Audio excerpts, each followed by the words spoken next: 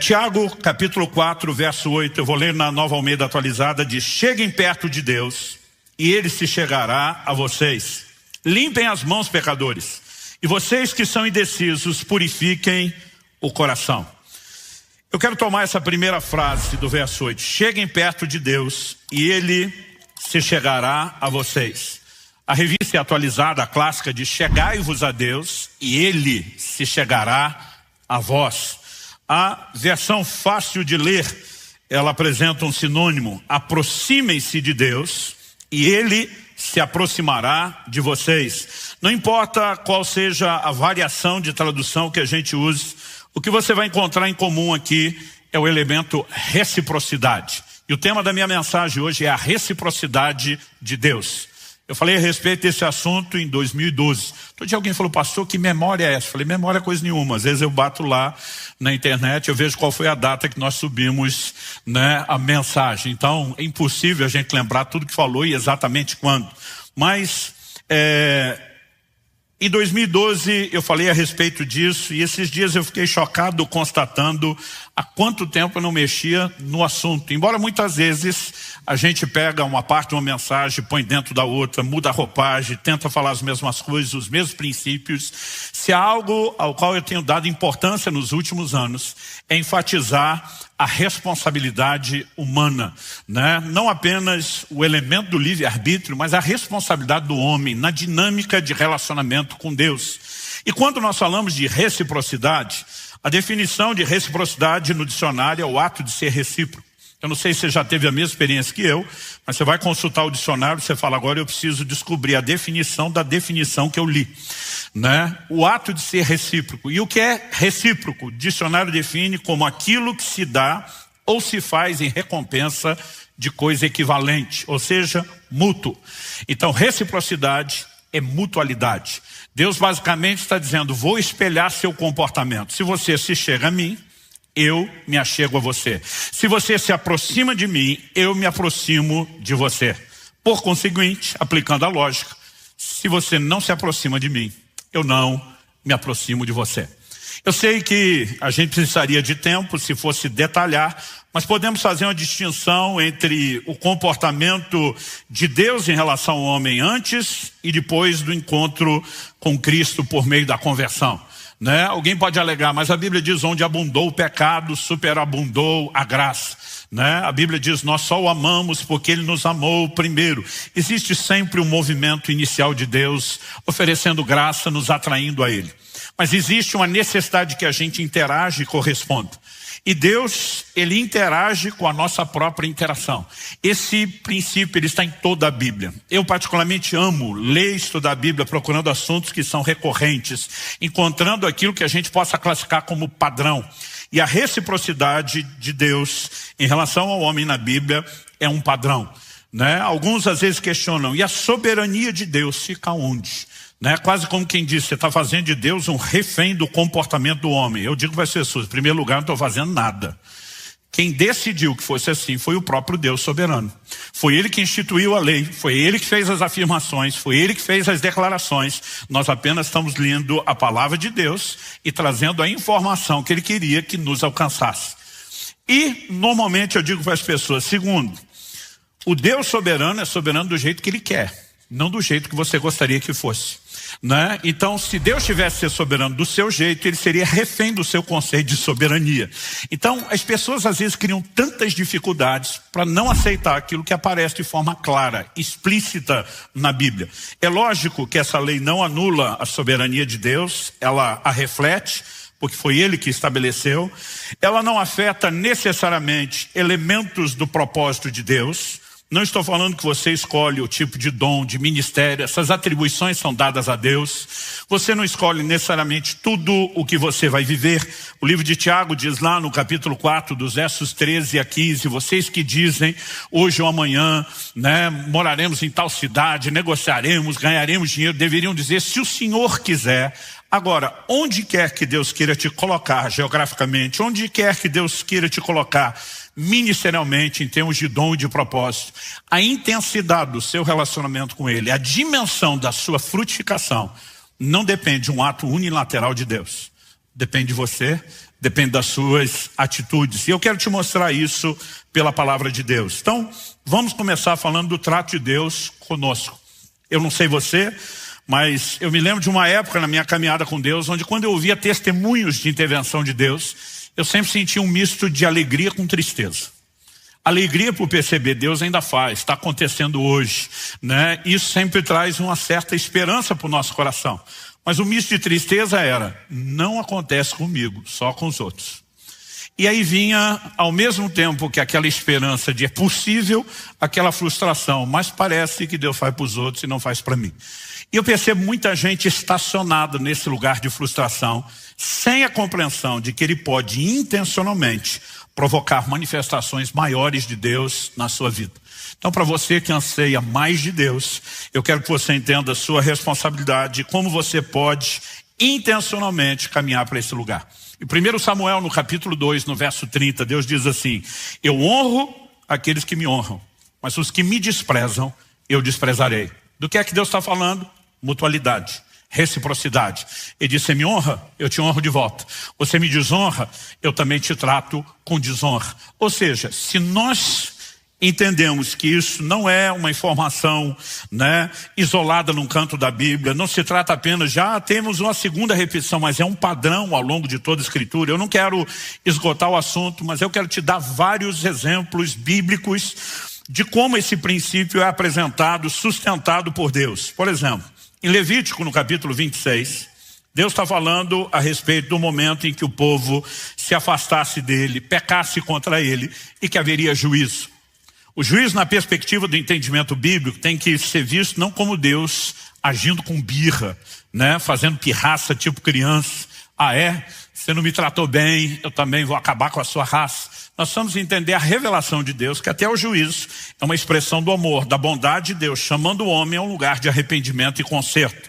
Mas Deus diz o seguinte, depois de anunciar o juízo que viria se pecarem, ele diz em Levítico 26, 23, se ainda com isso vocês não se corrigirem e não voltarem para mim, porém andarem em oposição a mim, outras versões dizem contrários a mim, verso 24, eu também serei contrário a vocês, e eu mesmo os ferirei 7 vezes mais por causa dos seus pecados. Então, o que é que Deus está falando aqui? Novamente, mutualidade, né? Se vocês forem contrários a mim, eu serei contrário a vocês. No segundo livro de Crônicas, no capítulo 15, nós temos uma palavra profética liberada durante o reinado de Asa. Verso 1 e 2 de 2 Crônicas 15 diz assim, o Espírito de Deus veio sobre Azarias, filho de Oded, que saiu ao encontro de Asa e lhe disse, Asa e todo Judá e Benjamim, escutem, o Senhor está com vocês, enquanto vocês estão com ele. Se o buscarem, ele se deixará achar, mas se o deixarem, ele também os deixará. 3 afirmações na sequência, falando de reciprocidade. O Senhor está com vocês, enquanto vocês estão com ele. Se vocês o buscam, ele se deixa achar. Mas se vocês o deixarem, ele também os deixará. Né? Cada uma das 3 afirmações reflete o mesmo princípio de reciprocidade. E esse trato de Deus conosco precisa ser entendido. E qual a razão de Deus comunicar isso? Ele não espera que apenas a gente possa, no final da vida, fazer uma avaliação e descobrir. Então foi por isso que eu vivi dessa forma. Ele quer que você, munido dessa informação, intencionalmente, possa dizer, peraí, se eu tratar Deus de forma diferente, eu serei tratado por Ele também de forma diferente. E é isso, exatamente isso, que a Escritura sinaliza. 2 Crônicas 16, 9. Os olhos do Senhor passam por toda a terra, buscando corações se mostrem íntegros, inteiros para com Ele, a fim de que Ele se mostre forte para com esses. Deus vai mostrar a sua força e o seu poder para todo mundo? Não. Ele está procurando onde estão aqueles corações que são totalmente meus. Onde estão aqueles corações que se voltem totalmente para mim. Para esses eu vou manifestar minha força. Para esses eu vou manifestar o meu poder. Porque quando você trata Deus de forma diferente, Ele também vai te tratar de forma diferenciada. Não importa se abordamos o aspecto positivo, Ele honra os que o honram, ou se abordamos o aspecto negativo, Ele vai tratar com desonra aqueles que o desonram. Nós vamos encontrar sempre a repetição do mesmo princípio. Em Números capítulo 14, verso 24, Deus fala sobre Caleb. Você deve se lembrar que daquela geração que sai do Egito, E chega no limiar da terra prometida. Moisés envia antes 12 espias para que pudessem ver a terra e trazer um relatório que empolgasse o povo e dissesse: a terra é o que Deus prometeu.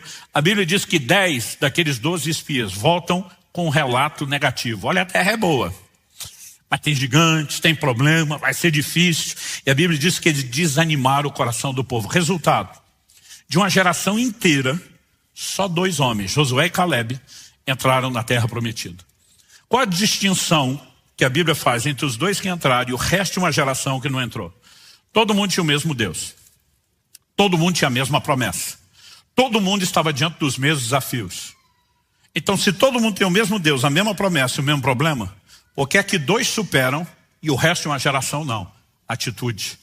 Eu e você precisamos entender que o trato de Deus conosco está relacionado às nossas atitudes, e isso tem a ver com reciprocidade. Tanto uma disposição de honrá-lo, como a questão de fé, e eu quero abordar as 2 coisas aqui. Há um momento onde Deus fala especificamente sobre Caleb, Números 14, 24. Ele diz: porém, o meu servo Caleb, visto que nele houve outro espírito, diferente dos que desprezaram a terra, Deus diz: porque nele houve outro espírito e perseverou em seguir-me, eu farei entrar na terra que espiou, e a sua descendência a possuirá. Deus está dizendo: ele perseverou em me seguir, ele me levou a sério, eu vou honrá-lo. O resto de vocês, não. Então, quando você olha para as Escrituras, não importa se você está olhando o registro de uma pessoa, se você olha o relato de um povo, de uma geração, o princípio, ele é sempre o mesmo: reciprocidade. No Salmo 18, versos 25 e 26, nós percebemos que reciprocidade é algo que nos leva não só a experimentar as ações de Deus, mas nessa lei, a própria revelação de Deus, ela é baseada na reciprocidade. Então, no Salmo 18, 25 e 26, nós lemos: para com quem é fiel, fiel te mostras. A NVI, a Nova Versão Internacional, em vez de usar a expressão te mostras, diz te revelas. Para com quem é fiel, fiel te mostras. Com o íntegro, também íntegro. Com o puro, puro te mostras. E com o perverso, inflexível. Então, olha que interessante. Com quem é fiel, Deus se revela fiel. Para com o íntegro, Deus não se revela fiel, ele se revela íntegro. Reciprocidade. Para com o puro, Deus não se revela nem fiel, nem íntegro, ele se mostra puro. Então, ele não vai se mostrar fiel para o puro, ele não vai se mostrar puro para o íntegro, e nem vai se revelar íntegro para o fiel. Embora Deus seja todas essas coisas.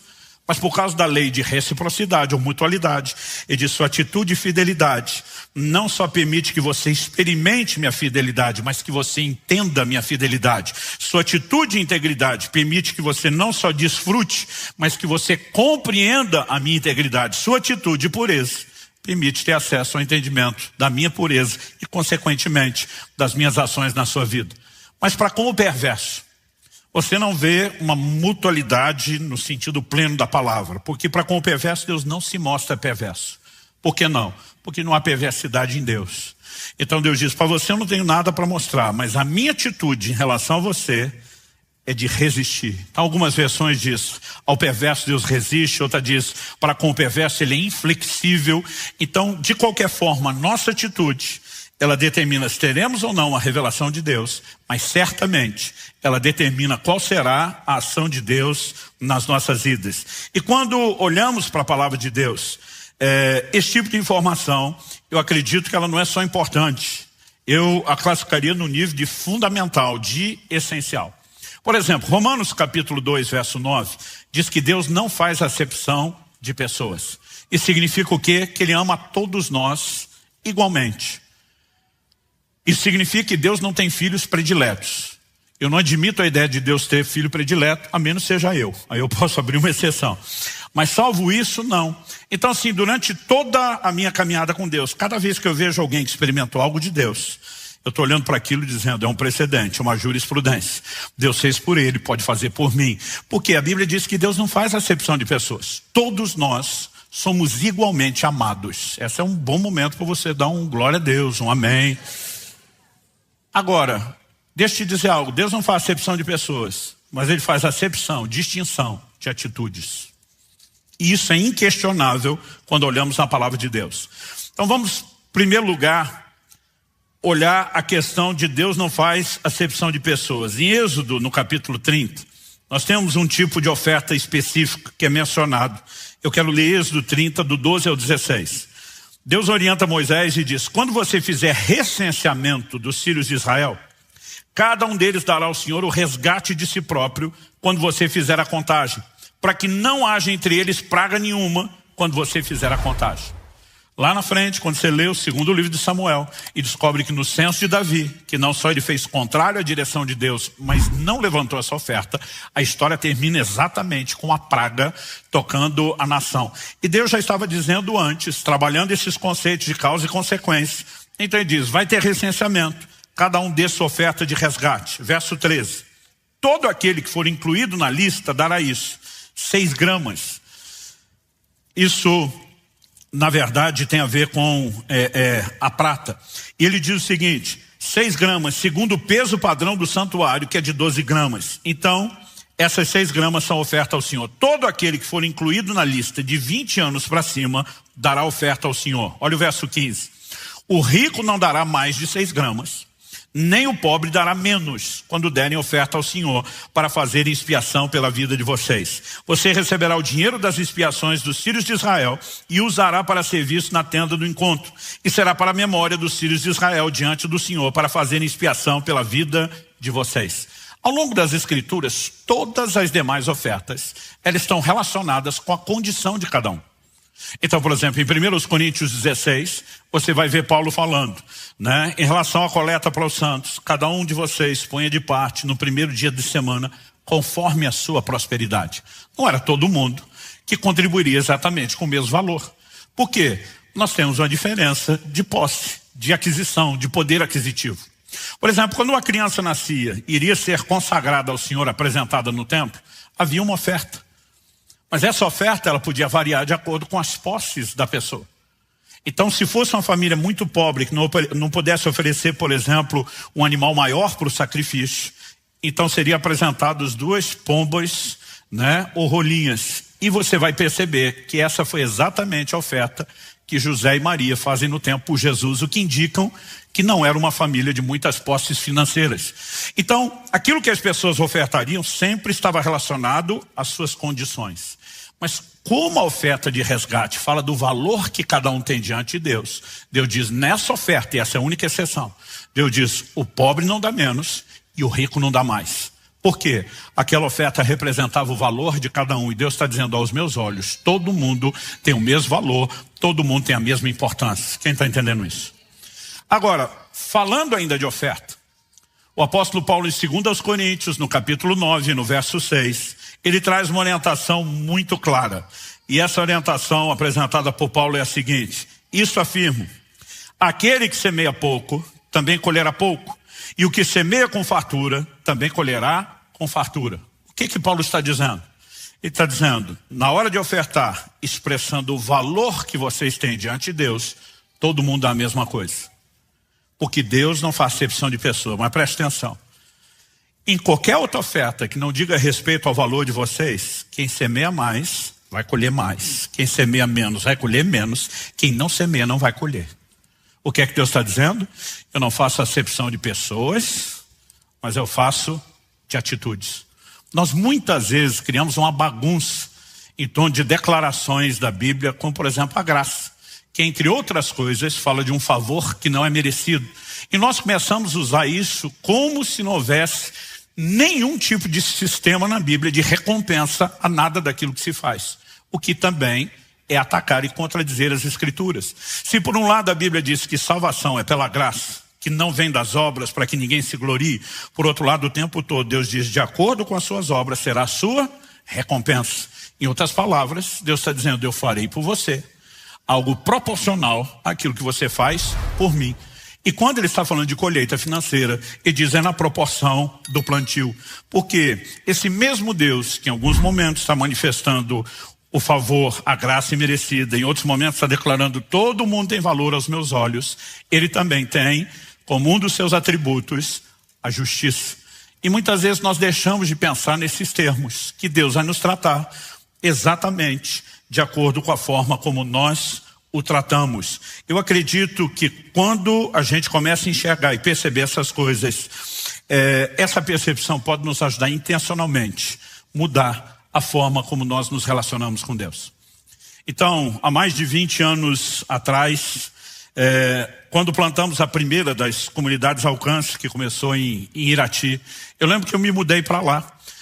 Eu e Kelly, na época, abraçamos um desafio de fé e não apenas nos mudamos para Irati sem nenhum tipo de sustento, mas nós levamos outras 6 famílias conosco para nos ajudar na implantação da igreja. E eu lembro que aquilo era um desafio. Então a gente abriu mão de tudo que tinha. Desfizemos, vendemos nossa casa, carro, algumas das coisas que tínhamos, reservas, e dissemos, vamos investir nesse projeto. Nós queremos ver o reino de Deus funcionando. E a partir daquele momento, nós criamos um código com aquelas famílias. A gente queria viver estilo o livro de Atos. A Bíblia diz que eles dividiam tudo conforme a necessidade. E durante um bom tempo, o nosso estilo de vida era o seguinte, tudo que entrava a gente dividia com aquelas famílias. Então o miojo dividia por igual, o Nescau por igual. Nescau era luxo naquela época, O achocolatado, vamos falar assim. A única exceção que a gente tinha é famílias que têm crianças pequenas podem ser beneficiadas quando aparecer uma bolacha, e outros que não têm crianças vão ser avaliados de acordo com tem ou com a idade. Mas salvo isso, a gente tratava tudo por igual. Mas eu lembro de uma viagem que eu fiz. E antes de eu chegar no meu destino, eu tive inúmeros problemas. O carro quebrou, tive que deixá-lo no meio do caminho, numa oficina, consertando. Tive que alugar outro carro. Quer dizer, as despesas de viagem já tinham aumentado exponencialmente, mas não falei nada para ninguém.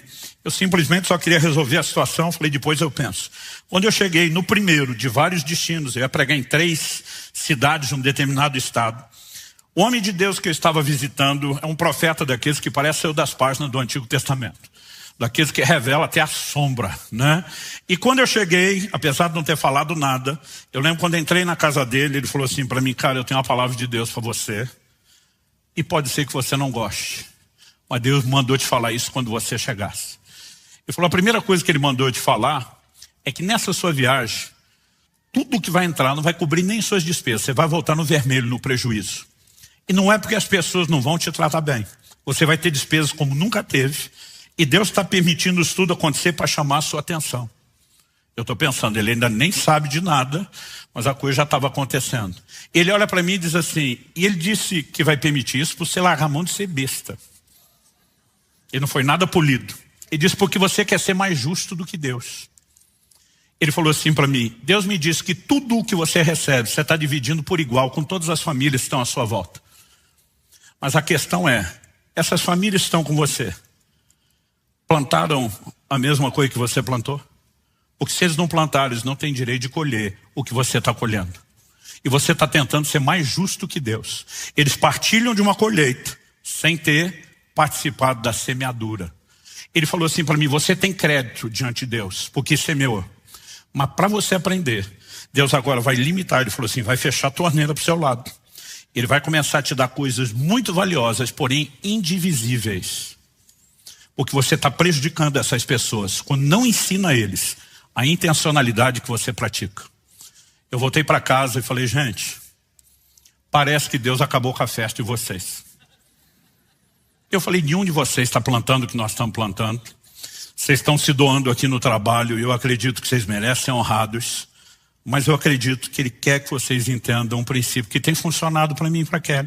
Eu falei, e os próximos anos... Aqueles vocês não entendem isso nessa conversa. Vocês vão perceber olhando para a nossa vida, tudo que Deus vai fazer por nós. E eu espero que pelo menos vocês possam entender depois com atraso. Mas que vocês entendam os princípios. Sabe, de fato aquilo tudo que ele disse começou a acontecer. Nós começamos a ser abençoados com coisas preciosas, mas que não dava para dividir. E aquilo começou a chamar a atenção daquelas pessoas. E o testemunho que eu tenho de muitos deles foi que de fato eles acordaram e disseram, peraí, nós não só podemos, mas nós precisamos ser intencionais naquilo que nós fazemos. Quem está entendendo? Porque as pessoas, como eu falei, elas pegam uma parte da doutrina em detrimento de outra. Outro dia um cara falou assim para mim, eu não entendo sua dedicação a Deus. Falei, por que não? Ele falou assim,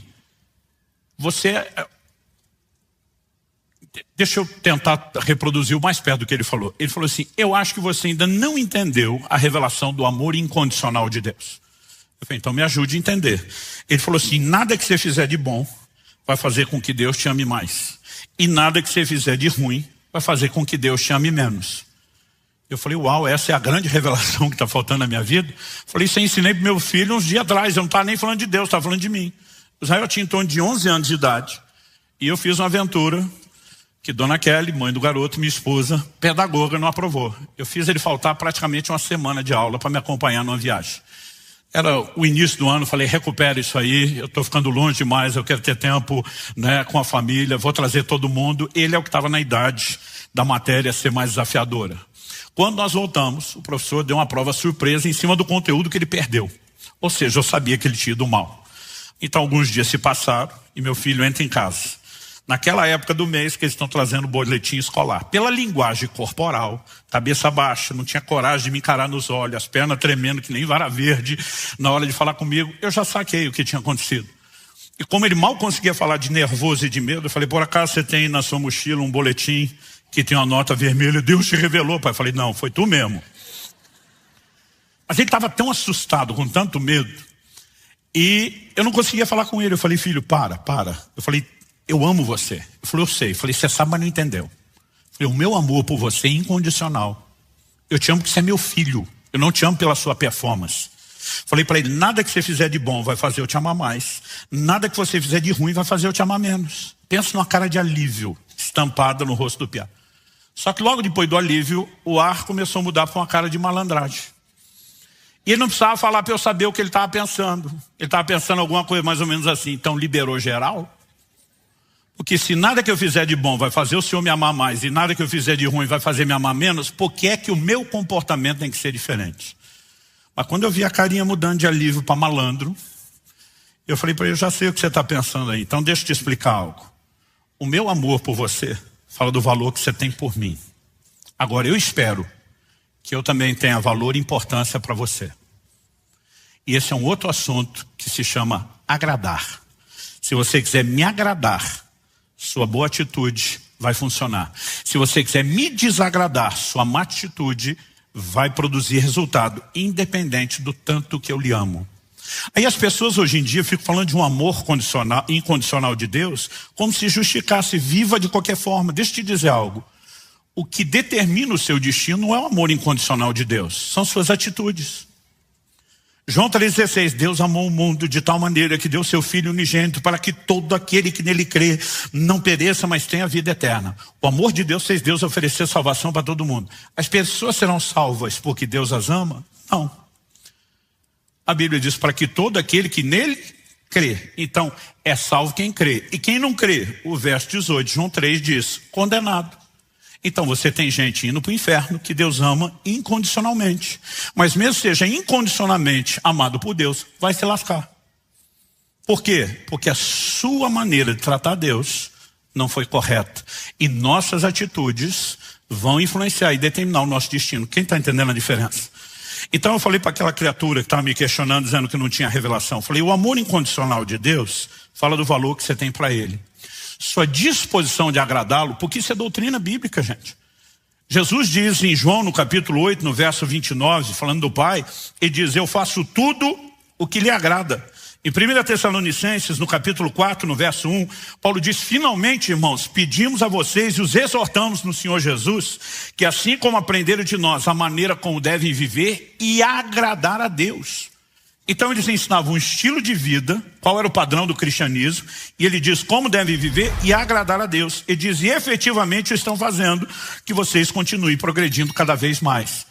Então você vai ver Paulo dizendo em Romanos 8:8, os que estão na carne não podem agradar a Deus. A Bíblia dizendo em Hebreus 11:6, sem fé é impossível agradar a Deus. Há toda uma doutrina na palavra de Deus sobre agradá-lo. O amor incondicional dele para comigo e para com você fala do valor que nós temos diante dele e de um Deus que não faz acepção de pessoas. A doutrina de agradá-lo fala da importância que ele tem para nós e de como nossas atitudes vão gerar consequências e vão afetar o nosso destino. Essas duas coisas não podem ser apresentadas de forma isolada. Elas têm que ser entendidas de forma combinada e a verdade está no todo e não apenas em uma ou outra parte. Quem está entendendo, diga amém. Deixa eu correr aqui. Segundo lugar, o desdobramento do trato de Deus conosco. Eu quero destacar uma ideia e um conceito. quanto eu e você vamos experimentar de Deus? Essa decisão não é unilateral da parte do Senhor. A verdade é que o limite não está em Deus. Se Deus é onipotente, pode todas as coisas, operar todo tipo de milagre, de intervenção, todo e qualquer nível de conquista, a pergunta, o limite está em quem? Eu aprendi isso quando ainda era um adolescente, prestes a entrar ali naquela fase da juventude, que o limite não está em Deus, o limite está em nós. E é importante que você saiba disso. Se você puder, fala para algum vizinho ao seu lado aí, mesmo se você não conhece, fala, você é o limite. Ou seja, o mover de Deus será na minha e na sua vida do tamanho da nossa fé. As pessoas precisam parar de achar que Deus responde necessidade. Deus não responde necessidade, Deus responde fé. Então deixa eu explicar isso. A Bíblia diz em Romanos no capítulo 3, verso 23, todos pecaram e destituídos estão da glória de Deus. O homem já nasce em pecado, separado de Deus, sentenciado ao inferno e precisando de salvação. O que Deus seja louvado nos foi providenciado em Jesus. Agora, as pessoas não são salvas porque precisam de salvação. A Bíblia diz, pela graça sois salvos mediante a fé. Deus amou o mundo de tal maneira que deu o seu Filho unigênito, para que todo aquele que nele crê seja salvo. Então a pessoa não é salva porque precisa de salvação. Ela é salva se ela crer. Porque Deus não responde necessidade, Deus responde fé. Mas aí o que acontece? Você tem um crente com necessidade financeira. Ele fica murmurando diante de Deus, mas eu estou precisando e o Senhor não faz. Deus não responde necessidade, Ele responde fé. Aí você tem um crente que está com a necessidade na área da saúde física. E ele está lá dizendo, eu preciso de cura e o Senhor não faz. Mas Deus não responde necessidade, Ele responde fé. E fé é algo que eu e você precisamos entender que existe intencionalidade. Não só em exercitar a fé, mas em fazer a nossa fé crescer. Então, se eu e você vamos experimentar de Deus algo que é proporcional, dimensional à nossa fé, e queremos mais, mas não investimos no crescimento da nossa fé, como é que nós vamos chegar lá? Romanos 10:17 diz, a fé vem por ouvir, e ouvir a palavra de Cristo. Uma vez perguntaram para alguém, era um ministro com muito resultado nessa área de cura, mas ele nunca chegava orando de cara com os enfermos. Ele gastava dias, às vezes semanas, em campanhas de ensino, fundamentando as pessoas na palavra antes de começar a orar. Um dia perguntaram para ele, por que você acha que alguns crentes têm tanta dificuldade para receber a cura? Ele disse, porque eles alimentam o corpo com 3 refeições quentes por dia, mas alimentam o espírito com um sanduíche frio por semana. Basicamente, como eu ouvi um dia alguém declarar, o que falta para muito crente é vitamina B, Bíblia. Sem fé, eu e você não iremos muito longe. O que Deus fará na minha e na sua vida é do tamanho da nossa fé. Segundo Reis, capítulo 13, é um de muitos exemplos. O profeta Eliseu dá uma palavra profética para o rei Joás, dizendo, olha, você vai exterminar o seu inimigo em Afeca até os consumir. Deus vai dar vitória completa. Ele diz para ele, atira no chão. O homem atira 1, 2, 3. Quando ele para, é a hora que eu imagino um Eliseu dizendo, por que parou? Parou por quê? E diz, 5 ou 6 vezes você tinha que ter ferido o chão. E diz, então você teria ferido o inimigo até os consumir do jeito que Deus prometeu. Aí ele olha e diz, agora só vai ferir 3 vezes. O que é que o céu estava dizendo para aquele homem? Algo parecido com o que Jesus dizia no seu ministério terreno. Seja feito conforme a sua fé. Se eu e você não compreendemos que estabelecemos limites e que nós podemos intencionalmente removê-los, nós não vamos muito longe. Romanos capítulo 5, verso 2, nos mostra que pela fé nós temos acesso à graça. Tudo aquilo que é disponibilizado na graça só tem um acesso, fé.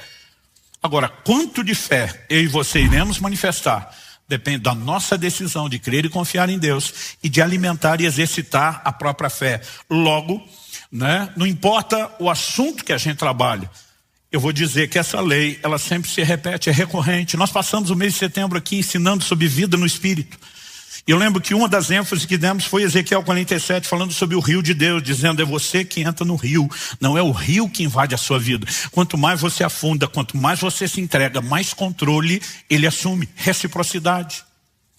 Terceiro e último lugar, diz respeito a valorizarmos ou cuidarmos dos interesses de Deus.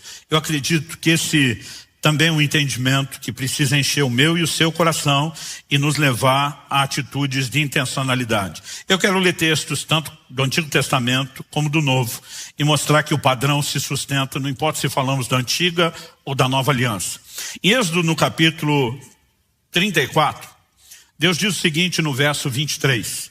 3 vezes por ano, todo homem deve aparecer diante do soberano Senhor, o Deus de Israel.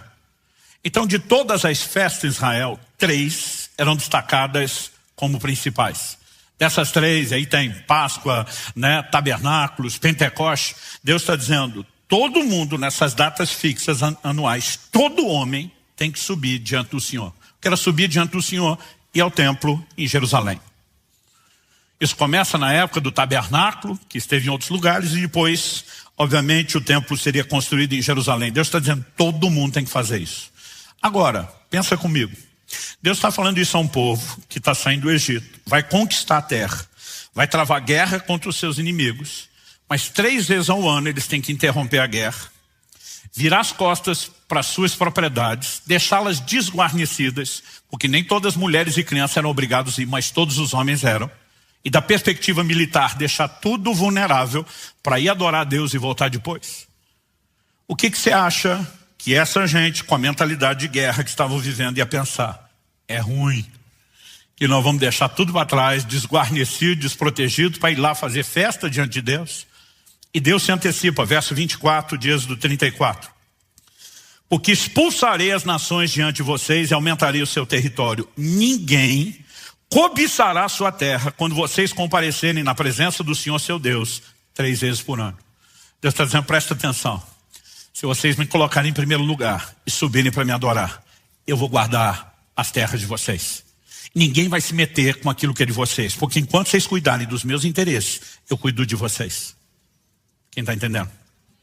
Agora, qual a diferença disso e a declaração de Jesus em Mateus, no capítulo 6, no verso 33? Buscar em primeiro lugar o reino de Deus e a sua justiça, e todas essas coisas lhe serão acrescentadas. Que coisa é essa que Jesus está falando?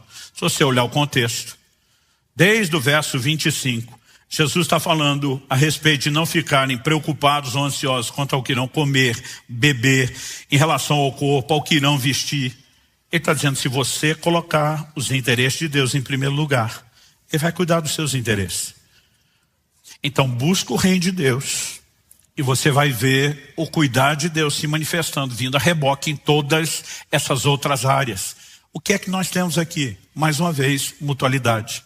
Deus está dizendo, você leva a sério o que é do meu interesse, o que é importante para mim, e eu faço o mesmo em relação a vocês. O problema é que muitas vezes a gente acaba andando na contramão desses princípios.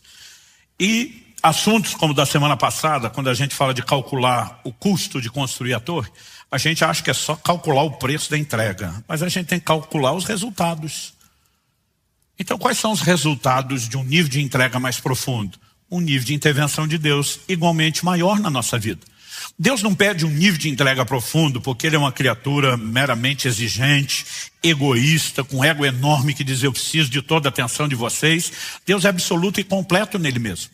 Deus não precisa da minha e da sua entrega. A minha e sua entrega a Ele será benéfica a nós. Vai trazer equilíbrio na nossa vida, porque vamos construir em cima de fundamentos duradouros, vamos construir em cima de valores corretos, e Deus está dizendo, eu vou fazer mais na sua vida. O problema é que o ser humano, desde lá do início do Éden, ele acha que sempre consegue ter uma ideia de como desfrutar melhor da vida fora do padrão de Deus. Então Deus está dizendo, você pode comer de todas as árvores, essa aqui não, se comer vai dar ruim. Aí o diabo vem tentar o homem e diz, Deus está escondendo o ouro. Na verdade, Ele não quer que você experimente o que realmente é bom. Eu fico me perguntando, quem em sã consciência vai achar que a voz de maior credibilidade é a do Satanás em vez da de Deus? Mas por que aquilo encontra um coro dentro do próprio homem? Eu acho que eu consigo algo melhor do que o que Deus está me proporcionando. Ele simplesmente dá ouvidos àquilo. E muitas vezes nós temos limitado tudo aquilo que Deus disponibiliza por causa de atitudes são egoístas. Eu e você precisamos crer, sem um pingo de desconfiança, que Deus deseja o nosso melhor.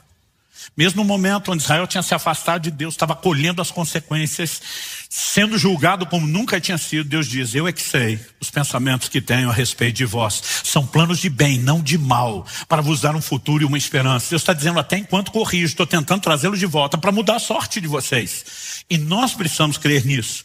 Mas o livro de Ageu nos mostra o princípio oposto. Eu falei de 2 textos, onde quando colocamos Deus em primeiro lugar e cuidamos dos interesses dele, ele cuida do que é do nosso. O livro de Ageu fala do mesmo princípio, mas mostra outra perspectiva. Quando desvalorizamos as coisas de Deus, ele também nos trata com reciprocidade. Abra comigo no livro de Ageu, e sim, tem esse livro na Bíblia. Talvez fica mais fácil você pegar o Evangelho de Mateus e voltar 3 livros para trás. Ageu, capítulo 1, verso 2. Assim diz o Senhor dos Exércitos: esse povo diz, ainda não chegou o tempo em que a casa do Senhor deve ser reconstruída. Por isso, aqui, lei de causa e consequência. Por causa do que o povo está falando, Deus vai reagir. Por isso a palavra do Senhor veio por meio do profeta Ageu, dizendo. Então deixa eu fazer uma pausa aqui. Vamos colocar um pano de fundo. Ageu está profetizando no período do pós-exílio de Babilônia. A nação de Israel tinha sido levada em cativeiro pela Síria, e a nação de Judá, o reino do sul, junto com Benjamim, foram levados cativos para a Babilônia. Deus disse que o cativeiro babilônico, por meio do profeta Jeremias, teria a duração de 70 anos, e Deus deu todas as razões. Agora, no final do período, esse povo está voltando para a terra. A cidade de Jerusalém está sendo reconstruída, as casas estão sendo reconstruídas, mas a casa de Deus está abandonada. E o povo está justificando, não chegou a hora de cuidar da casa de Deus. Verso 4, qual foi a palavra de Deus? Acaso é tempo de vocês morarem em casas luxuosas, enquanto esse templo permanece em ruínas? Portanto, assim diz o Senhor dos Exércitos: considerem o que tem acontecido com vocês. A NVI diz: vejam aonde os seus caminhos os levaram. Deus diz: dá uma olhada à volta. Eu vou ajudar vocês a entender o que é que está acontecendo. Aí ele explica, verso 6. Vocês semearam muito e colheram pouco. Comem, mas isso não chega para matar a fome. Bebem, mas isso não dá para ficarem satisfeitos. Põem a roupa, mas ninguém se aquece. E o que recebe o salário, recebe-o para colocá-lo numa sacola furada. Bem moderno esse texto.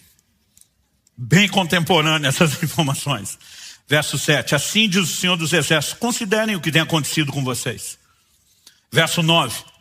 Vocês esperavam que fosse muito, mas o que veio foi pouco. E esse pouco, quando o levaram para casa, eu o dissipei com um sopro. Deus está dizendo, não foi Satanás, fui eu. E por quê? Pergunta o Senhor dos Exércitos. Porque o meu templo permanece em ruínas, enquanto cada um de vocês corre por causa da sua própria casa. Ele diz: vocês cuidam dos seus interesses, mas não cuidam do meu. E depois espero que eu cuide dos interesses de vocês. Deus está dizendo, de jeito nenhum. Olha o verso 10. Por isso, causa e consequência. Por isso os céus retêm o seu orvalho, a terra não produz os seus frutos. Fiz vir a seca sobre a terra e sobre os montes, sobre o cereal, sobre o vinho, sobre o azeite, sobre o que o solo produz, sobre as pessoas, sobre os animais e sobre todo o trabalho das mãos. O verso 12 vai mostrar que o povo vai atender a voz do Senhor. Começando o governador, o sumo sacerdote, até o povo. A Bíblia diz que eles atenderam a voz do Senhor, que o povo temeu o Senhor. E a Bíblia diz que há um despertamento e eles começam, de fato, um posicionamento para reconstruir a casa de Deus. Então vamos valorizar o que é do interesse de Deus. Depois a gente cuida do nosso. Qual foi a resposta de Deus? Vamos pular para o capítulo 2, verso 15. Deus diz: agora considerem tudo o que aconteceu desde aquele dia. Antes de vocês terem começado a colocar pedra sobre pedra no templo do Senhor. Antes daquele dia. E Deus está falando de um dia específico onde a obra começou.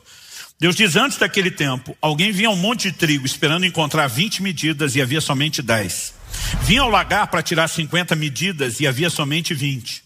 Eu os feri com queimaduras, com ferrugem, com granizo, em tudo que vocês fizeram. Mas não houve entre vocês quem voltasse para mim, diz o Senhor. Lembrando aqui mais uma vez que o propósito do juízo ainda é expressar misericórdia, é estabelecer conserto e trazê-los para a parte boa da lei da reciprocidade.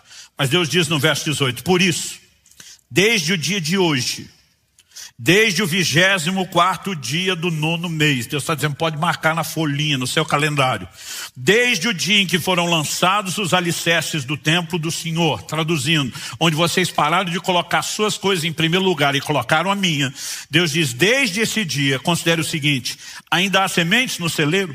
Além disso, a videira, a figueira, a romazeira e a oliveira não têm dado seus frutos, mas de hoje em diante eu abençoarei vocês. Então o que Deus está dizendo? Se você não me coloca em primeiro lugar, não prioriza minhas coisas, meus interesses, não vou fazer por você. Mas se você mudar e com intencionalidade me colocar em primeiro e cuidar dos meus interesses, eu vou cuidar dos seus. Quem está entendendo?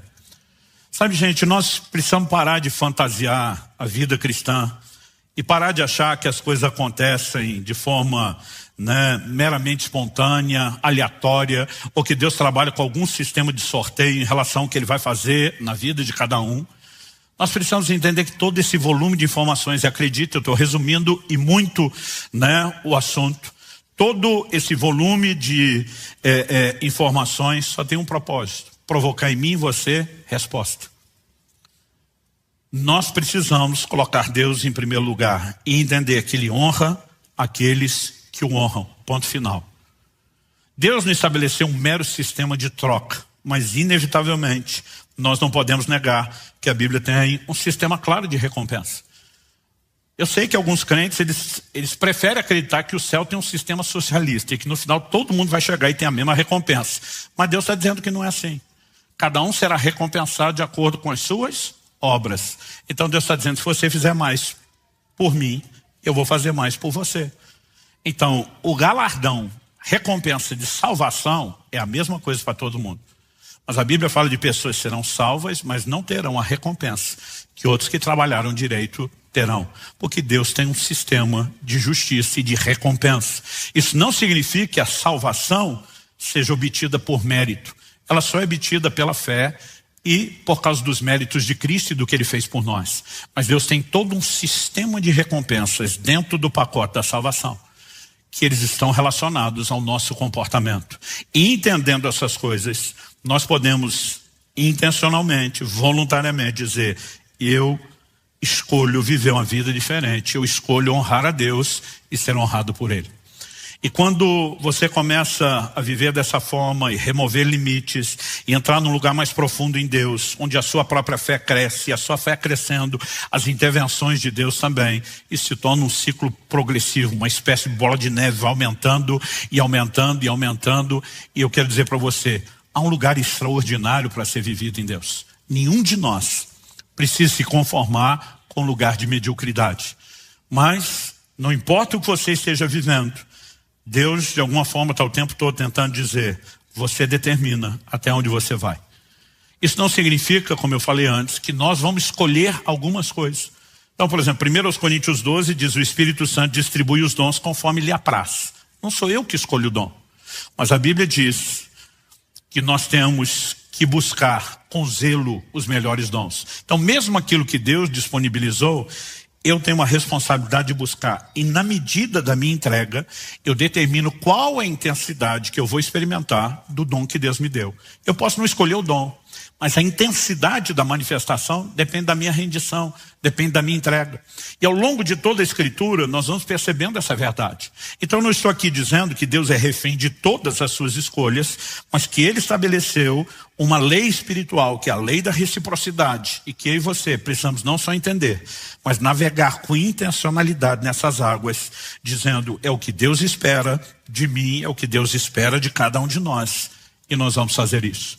Então, quando falamos já, como no domingo passado, de um profundo compromisso com Deus que precisamos ter, não estamos apresentando um Deus que é exageradamente exigente. Estamos falando de um Deus que estabeleceu um sistema, valores e princípios para que Ele possa fazer muito mais na nossa vida. Nós temos que entender os princípios e nos relacionar de forma correta com eles. Você recebe essa palavra? Em nome de Jesus, feche seus olhos por um instante. Pai, nós oramos e pedimos graça e favor do alto. Nós precisamos, mais do que um momento de compreensão da Tua palavra que depois caia no esquecimento. Nós precisamos mais do que um impacto meramente emocional. Nós oramos por despertamento, nós oramos por um nível de compreensão e entendimento espiritual da Tua palavra, que não produza apenas uma análise rápida, atropelada, expressas no final de culto, mas que nos leve a de fato avaliar não só os princípios da Tua palavra, mas qual tem sido a nossa forma de agir. Sabemos que enfrentar circunstâncias difíceis não significa que as causas sejam sempre as mesmas, mas nós te pedimos que o Teu Espírito possa guiar cada um ao lugar de entendimento e compreensão de que podemos mudar a nossa sorte, podemos mudar significativamente não só o relacionamento com o Senhor, mas as consequências que serão determinadas pelas nossas escolhas. Elas podem ser mensuradas, elas podem de fato ser escolhidas e provocadas de uma forma muito intencional. E nós oramos por graça, por entendimento, compreensão e aplicação do alto, para que possamos viver isso tudo de maneira que te honre, que te exalte, que te glorifique e que inspire muitos outros a uma entrega maior e mais profunda ao Senhor. Nós oramos em nome de Jesus. Amém.